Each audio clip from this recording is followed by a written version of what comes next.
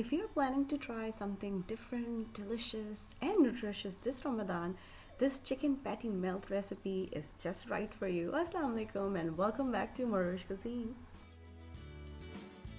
So let's start the recipe. Bismillah. Here I am making mixture for chicken patty. I'm adding boneless chicken today. You can use grounded chicken as well.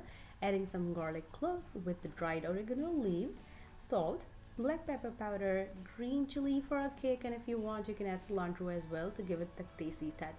When chicken is completely grounded, transfer this mixture onto the bowl. Here I'm taking another bowl filled with water. With the help of water, I will make these patty.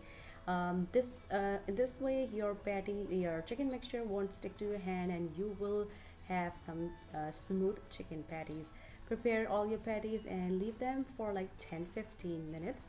Until here, we're gonna make our caramelized onions. For that, I heated up some oil in a fry pan on a medium to high flame, just cooking them until they turn into nice golden color. Now we're gonna go and prepare our creamy pepper sauce. I'm adding mayonnaise, mustard powder, onion powder, garlic powder, black pepper powder, some dried parsley flakes, vinegar, and mix everything well and put the sauce on the side as well. Now we're gonna go and prepare our patty. Here I am heating up some griddle and greasing it with some oil, transferring my chicken patties on it. Cook on medium to high flame for like 3 minutes until your patty have a nice golden color on one side.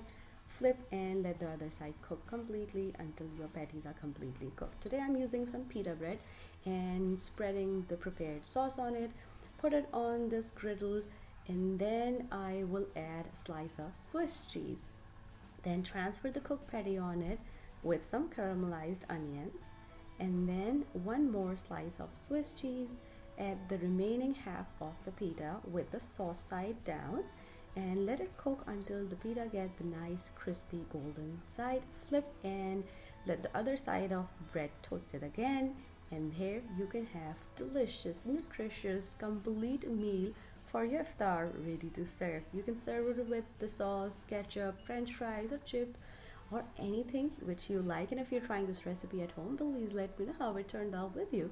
If you want to learn something else, let me know. Leave me a comment down below and I will try my best to make it happen for you guys. Once again, thank you so much for watching. And if you like this recipe, don't forget to click on the links to enjoy a lot more recipes like this.